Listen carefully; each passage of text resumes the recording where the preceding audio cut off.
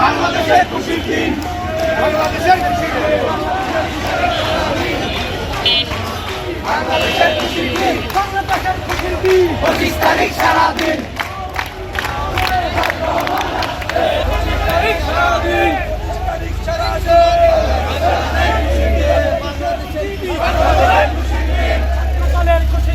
25 তারিখ সারাদিন।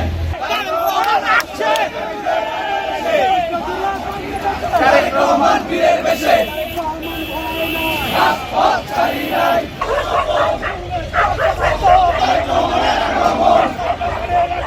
শুভেচ্ছা স্বাগতম,